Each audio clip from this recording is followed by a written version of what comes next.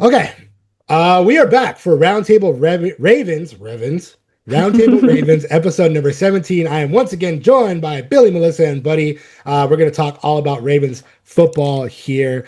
Um, yeah, it just seems like the Ravens can't get out of being in the drama territory. It seems like every week something happens between losing Tyler Linderbaum, the Maxx Crosby trade fallout, and now Maxx Crosby has spoken his mind about what truly went down. And to be honest, the Ravens do not come out of this thing looking great at all. It's Um, so unraven-like. yeah, it This is really not is. us. It really is. That was the surprising thing listening to him talk. And to be honest, like we don't know Maxx Crosby personally, but I highly doubt that Maxx Crosby is lying. The dude has never been not one to speak his mind. He has a podcast for that reason, and just in general, like every time he does interviews, like he just says how he feels. So that being said, he painted a pretty lousy picture of the Ravens organization and how they handled the trade fallout. Basically, he flew like immediately over to, I believe, DC was. I can't That's what remember. he said. That's what Yeah. he said. So he got to the Ravens facility and he spent 5 hours basically not knowing what was going on. Did not see Eric DaCosta and did not even get to see Jesse Minter, only for them to tell him that there was some concern with his knee from a doctor. So then, on top of like not knowing what's going on, you're in the facility, you're all hyped up, you're ready to go. Then you're being told that there's something wrong with your knee more so than you thought. Obviously, this is from the Ravens doctors, not from his surgeon, not from anybody else. So when you're getting opinions on other medical opinions from other people, everyone's gonna have a different one. No one's gonna be like there's not going to be a consensus on it, from what I understand. Again, I'm not a doctor, so don't quote me on that. But the idea is like every time there's a trade or a signing, whatever, the independent doctors from that team go and then do the checkup and stuff. So he was told that he had something with his knee. They were going to get second opinions. Then he said that he was told that the deal was going to go through anyway. And then minutes later, he got a call from his agent saying that the deal was off. He also said that he doesn't expect that anyone's ever going to really tell the truth. But like I said, it just didn't make the Ravens organization look great in the way that they handled it. From this is coming from Maxx Crosby's perspective. Again, we don't know what really went down with the Ravens organization and all that, but it just doesn't sound good. The drama from the fallout was already like heightened because like that was like an oh my god moment for the Ravens organization. First time in their 31 years of being a team that they traded a first round pick, 2 first round picks. You go and get Maxx Crosby. Everybody's excited, and then it just blows the hell up. And now Maxx Crosby has spoken his mind about it. And again, just doesn't sound good. No, it's incredibly like just uncharacteristic all around. Even that trade was uncharacteristic. This fallout is uncharacteristic. Giving him back is uncharacteristic. It's not looking great in the building, to be honest. It doesn't instill any confidence that they are on the same page about anything. I trust Eric DaCosta's word, having spoken about it in the press conference, but he did look haunted while he was talking about it. Yeah. He looked concerned, he looked tired. He's, rightfully so. He's a general manager in free agency, that you are going to look that way. But I think that there are probably a lot of things going on in the background. I think maybe I'm not going to put out conspiracy theories and say it wasn't just a medical issue, but he did keep saying I kept having conversations with people, and he didn't say about the medical issue. He said I had a lot of conversations.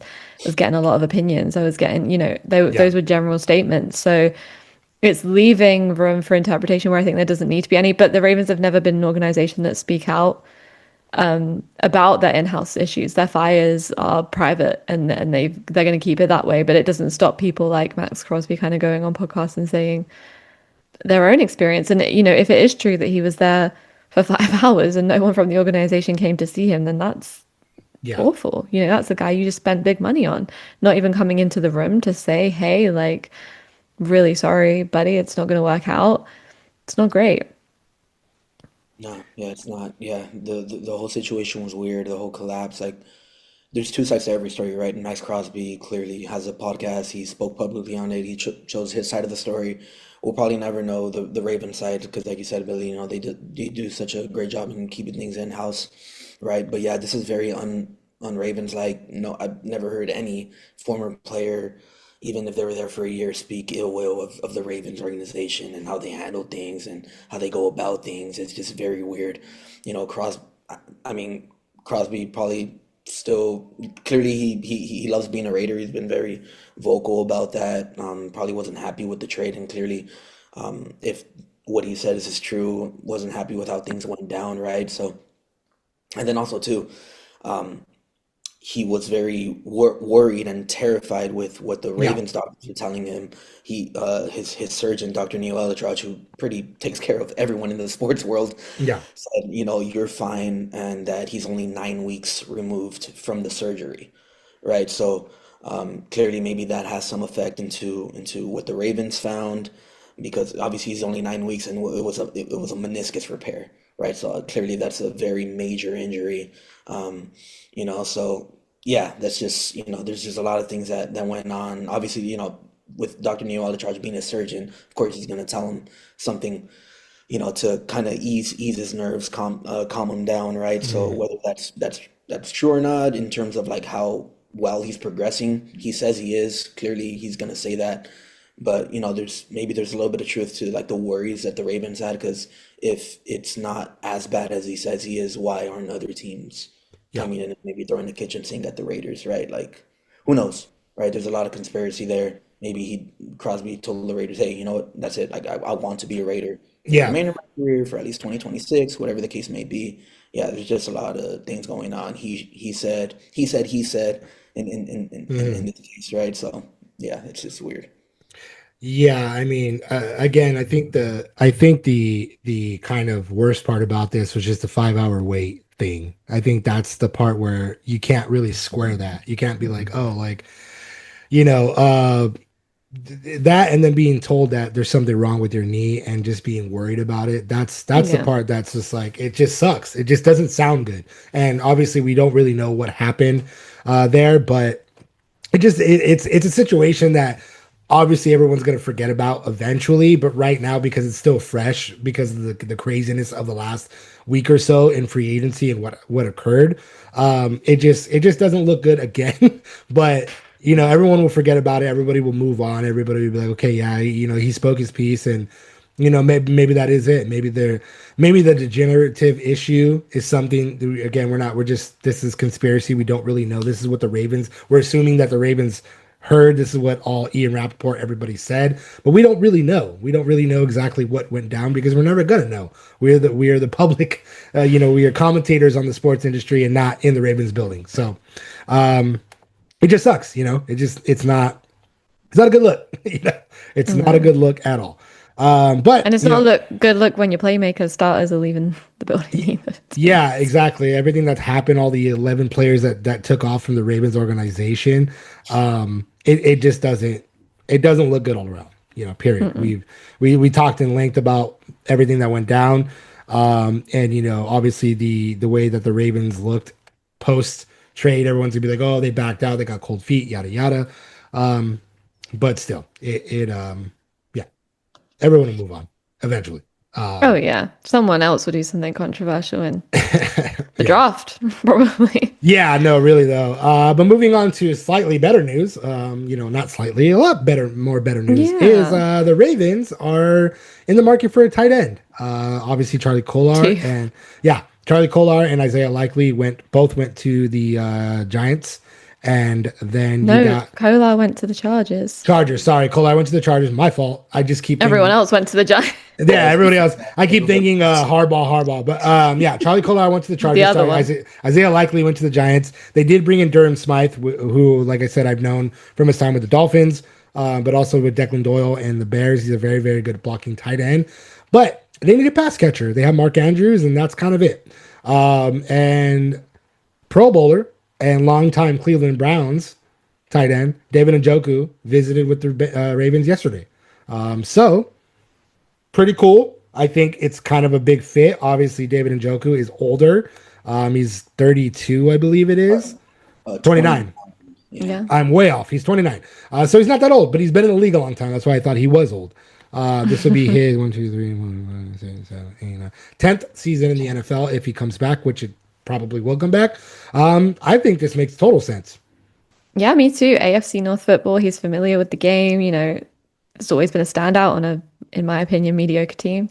Um, That's him in the putting it facility, mildly. I think it makes sense. Hey, look, I'm a hater. If not anything, I'm a hater of the Browns. Um, however, what does he cost? Depends on the price. But he's a massive need. I think, we need to fill out that whole likely wasn't just a tight end, he was a pass catcher. He did make those big plays for us when we needed them to happen. So I like it, for the right price. No, yeah, no, exactly. Yeah, I mean, he's not coming off his best season, his best 2 seasons, as a matter of fact. 2023, he did really well. He had career highs in receptions, yards, even touchdowns. But these past two years kind of struggled with injuries. But maybe obviously a change of scenery is needed. He got cut by the Browns, earlier this month, so it's clear. They're heading in a new direction. They want to get younger. The Ravens clearly need another pass catcher, right? Especially at the tight end position. You only have Andrews there, at least a reliable one. Bringing in Njoku could really, mix things up for the Ravens in a good way, right? Change of scenery is something players need all the time. That was the case with Njoku, and he could really provide some more depth there for Lamar Jackson, another threat through the air. So yeah, I mean, if they happen to make a really good pitch to him, and like you said, Billy, for the right price, and hey, why not? You got to provide Jackson with as much help as he needs, and with the way this offseason has gone so far for them, you know Njoku would be kind of like a major win for them. Hmm. Yeah, I mean, his production has dipped down a little bit here, but he was Pro Bowl in 2023, 81 receptions, 882 yards, and 6 touchdowns. 2024, 505 yards, 5 touchdowns. Even 2025, he only had 293 yards, but he still had 4 touchdowns. So he's still that red zone threat. He can catch the ball. We know this. But like you said, Billy, he's just been stuck on a mediocre team. So it's like, if he's catching passes from, you know, Every quarterback under the sun. yeah, exactly. If he's catching balls now from Lamar Jackson, that's a different ball game. Yeah. You know what I mean? So, we'll see. I think it makes sense. We'll see if he signs, but they did have their meeting yesterday.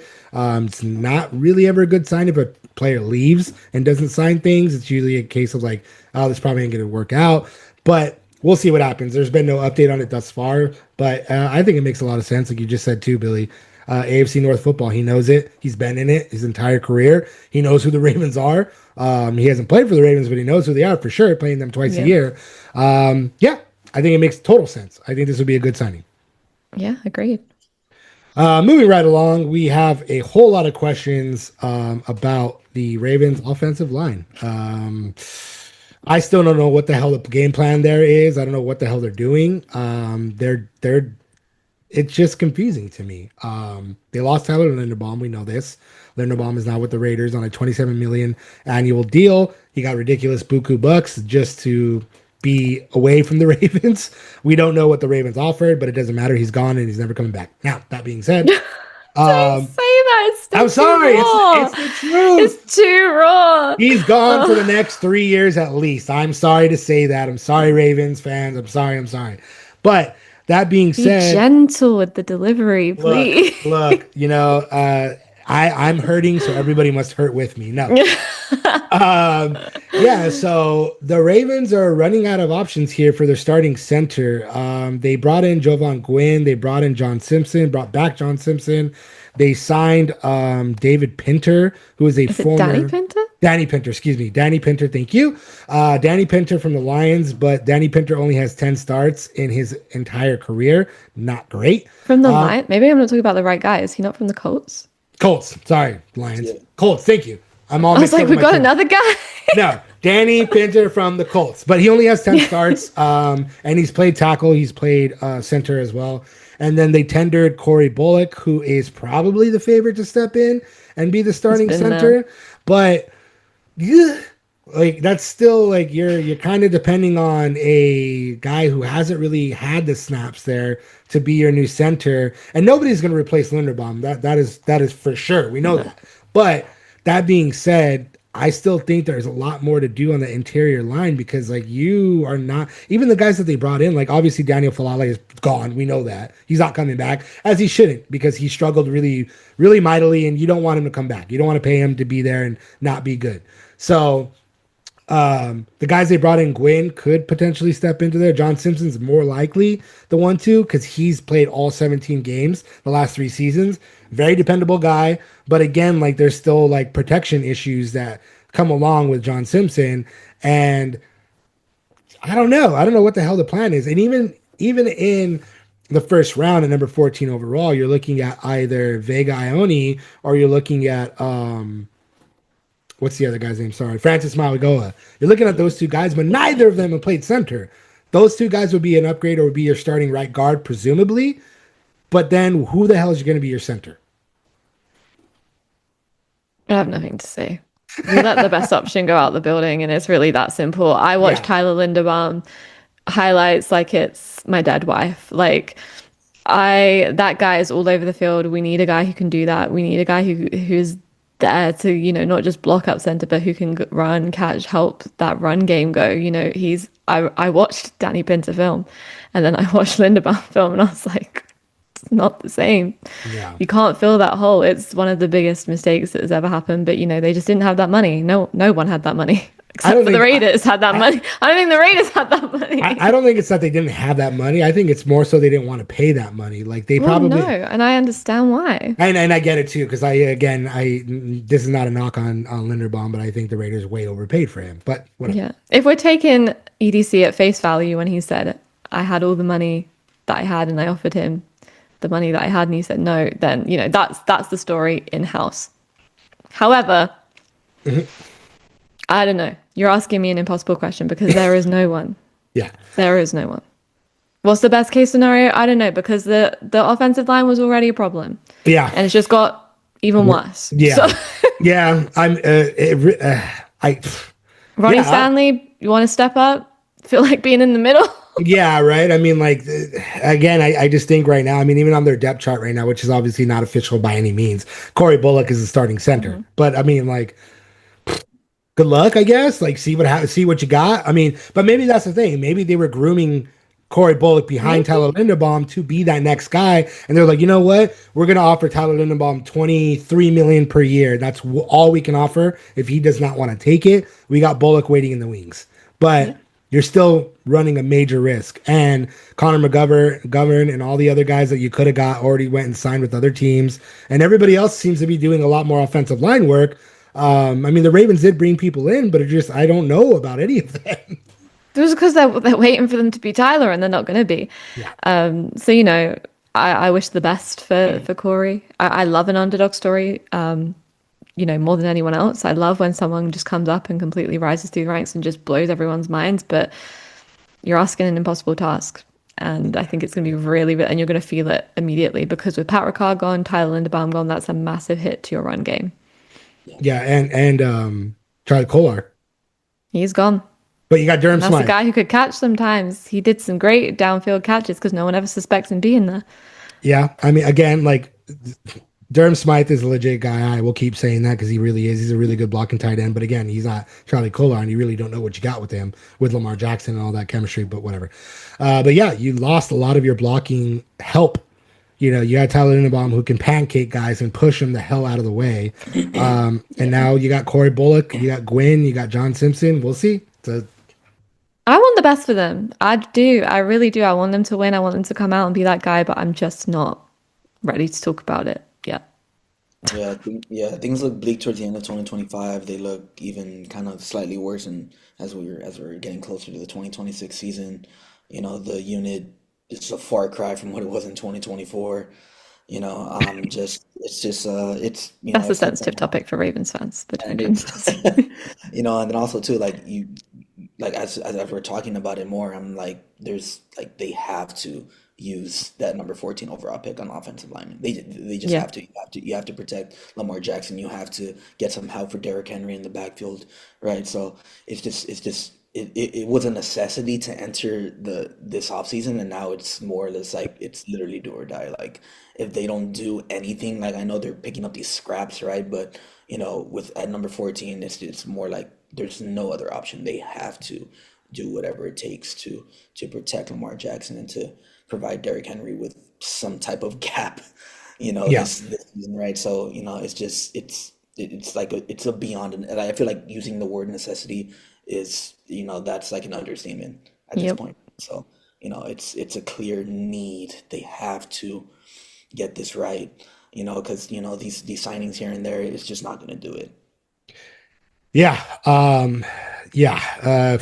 I mean, again, if they pick either one of those guys at number 14, they drop, you get an upgrade at guard already. Oh, you get an upgrade at tackle, but both of those Because there's guys, no one there. but those guys can they've already talked about moving into the guard position, which is probably what every team's going to want them to do anyway, Yeah. because interior linemen are hard to come by. So either one, and then you see either one, and then maybe, I mean, you're going to have to go pick up a center in the draft, second, third round, whatever it is, and then hope for the best. Maybe Corey Bullock is a guy. Maybe he loses out from the starting position from one of these young upstarts that comes in through the draft. And then you got depth. So then you still come out looking pretty good. But the bottom line is more needs to be done. Eric DeCosta did talk about doing a lot of work on the offensive line. You got to get it done, because if you don't, it's not going to go well. It's not going to go well for Derrick Henry. It's not going to go well for Lamar Jackson. And everybody knows what happens when Lamar Jackson gets injured. 2025 is what happens. So, Yep. whew, yeah, offensive line problems. Jeez. So They've been there. they've been there. They've been there for a while. That's been the Achilles heel for the Ravens for a very long time. And the hope was that they were going to be able to iron that out. Apparently they didn't, because Tyler Linderbaum is now gone, and they Yep. just put themselves in a far worse position. But the other, I love Malachi Starks, but I do wish last year we had gone offensive line. yeah, yeah. We'll see what happens. Another big need that we know for the Ravens is the wide receiver, which is another position that they may take at number 14 as well. They may not even get an offensive lineman. They may not get I don't want to hear Vega. it, James. I don't And want to look, it is what it is, man. They might go Mekhi Lemon. They might go Jordan Tyson. They've been mocked to Jordan Tyson more recently because of everything that shook out with the. Can they block? Yeah, I don't know. Can they do both, please? Look, they need a wide receiver as much as they need offensive line help, because they only got Zay Flowers, and we know this as well. They need help in that department in a big way. Obviously, we talked about. Oh my God, I just lost his name. Was on the Patriots. Stephon Diggs. We talked about Stephon Diggs, but one of the other bigger players that we haven't really mentioned fully or all the way is AJ Brown. Yeah, Right I've been now, thinking this. Right now, the Eagles are standing firm on needing a first-round pick and more for AJ Brown. But as time goes on, and Brown is clearly disgruntled, and we understand this, and Howie Roseman probably just wants to get rid of him because of the distraction. But that price is not lowered just yet. It could get lowered, and if it does get lowered, why not the Ravens? Obviously this would suck because you have to give up your first-round pick. Maybe if it's 2027. Because you got those two first round picks back. If you can get away with only giving up a 2027 first round pick and then possibly a third or fourth in this year's draft, I don't think you say no to that. I think you bring in AJ Brown, because AJ Brown and Zay Flowers would be insane together, especially with Lamar Jackson. I don't know. Yeah, I'm pro AJ Brown. We've lost so much. We really need someone, and I don't want to see a receiver drafted in the first round personally. I think it solves the issue this year. Like you said, if they will give us him for the 2027 first round, I'm a bit more happy with that. He's been on a Super Bowl winning team, knows what it takes. Bringing that mentality into the building. He's not had under 1,000-yard seasons in his career. I think his average is like 15 yards per catch for his career. The only thing is we do this, we bring in these guys and we don't use them. That's obviously in a past era. Harbaugh's not in the building anymore. I'm sure that Minter would only bring him in for that price to actually use him the way that he deserves to be used. Yeah, that's we can't get worse receiving. So I would love to have him if he wants to come here for not taking our 2026 first round pick. Yeah, I think it's more so if the Ravens are willing to give up next year's pick because the trade is most likely to Yeah. happen. EJ Brown is more Yeah. most likely to happen after June 1st. So Yeah. obviously the Ravens would already have used that 2026 first round pick, and hopefully Billy it is on a offensive lineman, because if it is wide receiver in the draft there, I'm that's kind of switching the TV off and I'm yeah. leaving. Well, I'm actually going to be there and they host a party outside. So I will be outside the Okay. stadium. So I will be quite frankly just leaving the stadium and being No, like, no, that's you awesome. But made yeah, the wrong decision. no, no, yeah, without a doubt, yeah, yeah, offensive lineman with that number 14, it's vital, it's key, it's everything.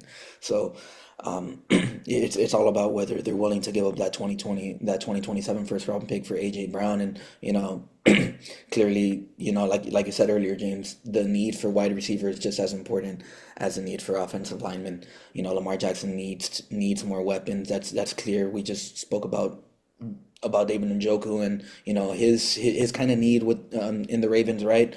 Obviously, I don't know, an All Pro like AJ Brown would do wonders for the Ravens offense. Taking them to, I believe, another level. But then again, it all kind of ties together, right? Like if Lamar Jackson doesn't have the proper help in the front, then the AJ Brown, that's probably not even going to work out, right? So, all these things need to line up for the Ravens, and it's tough right now. It looks really bleak, but just like the name AJ Brown, what he could provide, that alone, that could do wonders for the Ravens offense. But we'll just see if, the Ravens are willing to give that up, right? They didn't give up a first round pick throughout their entire existence, and even now with that trade, kind of being rescinded, they still haven't, right? So, do they view AJ Brown as that type of player who could maybe get them to the next level? Who knows, right? They clearly viewed that with Maxx Crosby.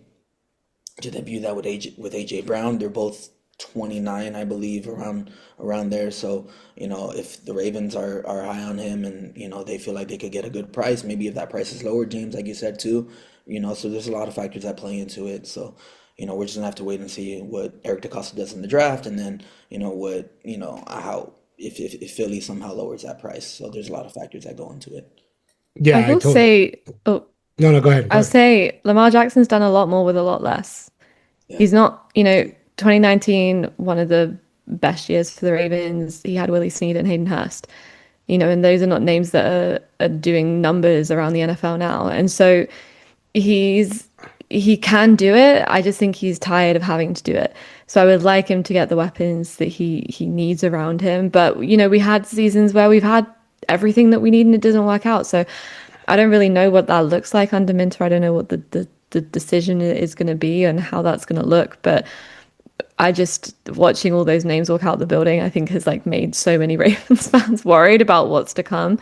That just like a few names coming in would settle them down just a little bit because you've got to sell those tickets next thing. You got to fill M&T Bank, and they're not going to want to come if they're seeing all of their star playmakers go out the building and no one coming in to replace them. Yeah, I mean, definitely. All those losses, Eric DeCosta was like, they're done kind of in free agency for the most part, minus the offensive lineman, which they brought in, but I mean, it's still not enough. But I think that would silence a lot of people if you brought in AJ Brown. Yeah. You brought in somebody along those lines. Maybe you do pull off a blockbuster trade for a center or an offensive lineman that will help you out, that is proven, and not have to worry about all these guys that you draft and hope that they work out. Um, but we'll see. I mean, like it just right now, just things don't look good right now for Eric DeCosta. Like they just don't. Like everything that keeps happening, you're like, oh, like he's just not being painted in a great light. Obviously, the Maxx Crosby thing, and then what Maxx Crosby had to say, and then now, minus the AJ Brown situation, former Ravens wide receiver Hollywood Brown spoke out about kind of a little bit of shade towards the Ravens, in my He's opinion. been throwing shade at the Ravens Okay, look, since he left. fine, but all I'm saying is this: like he signed a 1 year deal with the Eagles, which is again, this is why we bring up AJ Brown, because if you're bringing Hollywood Yeah. Brown in, like he's not somebody that you're just gonna let sit there, right? That doesn't. It's not a guarantee that they're gonna trade Brown now, but it's just the timeline and everything going on. That being said, he was speaking on, I think it was Emmanuel Acho's podcast about free agency and signing a 1 year deal with the Eagles. And he said that he did or was thinking about coming back to the Ravens, but that he doesn't like the small talk. and he just lets his agent handle it, and basically indicated that his agent told him who he believes really wants him, and that was the Eagles. Again, this could be taken out of context. It could not be shade at all, but I think it just everything going on with Eric DaCosta, everything going on with the Ravens front office. I think this is just another like, maybe things are not going that great in that department. Maybe there's a lot of stress, a lot of everything that's happened thus far. But it's like, or obviously it's Hollywood Brown. It's not like Hollywood Brown pulled 1,000 yards in the last 2 seasons or whatever. His only 1,000-yard season was with the Ravens, and then he got traded. But that being said, the small talk thing, it's just like, yeah, like if you're wasting your time, you're a free agent wide receiver that just wants to go and play ball. So like you kind of go where whoever wants you. So again, maybe it's a little bit of shade. Maybe I'm reading too much into it, but He has been. Like I remember he left because I think he felt like he wasn't the guy. he wasn't being utilized, which was weird because he had over 1,000 yards that season. So But he wanted to be the guy he wanted. And he made a really like famous tweet when he left, was like, you got something and you don't want to use him, or like something like that. And I think that like, he's been throwing shade at the Ravens. I think maybe now that things have changed around a little bit, he might not feel the same way. I know he's really good friends with Lamar. Yeah. I know they have a great relationship. So I think it would have been nice for him to have like one familiar face back in the building. I liked Hollywood. I was a fan, I loved him, and I thought he did a great job while he was here. So I would have loved him to come back. But, I think the Eagles, he'll have a great time there. yeah, it sucks too because Lamar was trying to recruit Brown, and they were sharing stories of him in a Ravens uniform and all that and this and that, and it just felt like, oh, cool, like that would be cool, like bring him back kind of a thing, and especially because he was on that stacked Chiefs room too, and he wasn't getting a lot of looks, and he was injured in 2024 as well, so it could have been a good chance for him to come back and rebound his career in Baltimore, Yeah. but now he's with the Eagles, so oh well. Yeah. I guess when you have an agent and it works like that, you're just going to go where it's probably more money for the agent too, so it may not be all for that sure. it seems. Yeah, no, for sure. They get a cut of every deal they make. So Exactly. They're thinking, I like that payday. yeah, it could have been probably the same amount, but the cut was a little bit less from the Ravens as opposed to Eagles. And he was like, the Ravens don't really want you. They don't want you, buddy. I'm sorry. My This bank is just account's quite empty speculation. right now. Yeah, this is speculation. Yeah. Don't come at us, agents. Yeah. We're just saying. Hey, you got to make your living. Yeah. I respect it. No, I also respect too, it. like the last 2 years with the Ravens, he was 24 years old. He's about to enter his 29 season, right? So, that's 5 years off. Clearly, there's been some wear and tear. James, as you mentioned, he missed Yeah. most of the 2024 season. He only played in 2 games in Yeah, 2 2024. games. Yeah. Last year, obviously the production was down because of there was a lot of pieces in the Kansas City Chiefs. Wide Production receiver. was down all round in Kansas City. Yeah, Kansas City was just not competitive, and then that's and then you have all those pass catchers anyway, so it's like Exactly. Yeah. Yeah, so clearly, he wanted a new start, needed a new start. There, like you guys said, there was some chatter about a possible return with the Ravens. That didn't happen. So, now the Ravens are pivoting. Marquise Brown clearly has a new home. So, yeah, things didn't happen. And, now it's time to see what the Ravens do next in terms of that. And, a lot of eyes are going to be on that. yeah. Yeah, right now it hasn't looked good for weeks for the Ravens, but again, like Billy, I think you hit the nail on the head. Like if they bring in one player, just one, to kind of, hey everybody, we're still the Ravens, quiet down now, we got this. But that hasn't happened yet, so we'll see. But again, I mean the benefit and the what we understand is Eric DaCosta is not crappy at drafting players, so It's a there's skill. gonna that's yeah That's why that's, he's there. yeah, exactly. That's why he's been there for 20 years or whatever it's been, like crazy amount. So the draft, you'll look forward to that. Maybe there's going to be a trade for the Ravens. Maybe they bring in AJ Brown, which would be huge because then people would probably be quiet a little bit more. But thanks everybody for listening. This has been Roundtable Ravens, episode number 17. Thank you, Billy and Buddy, for joining me once again. We will be back next week. And we will start prepping for the draft because it's kind of coming up pretty soon and free agency is dwindling down and it appears the Ravens are not going to do anything. Hey. Hey, look, I'm just being real, all right? We'll We've been see. knocked down enough. I know, I'm sorry. We hope that they do stuff because then we can come talk about it. Yeah. All right, but thanks everybody for listening.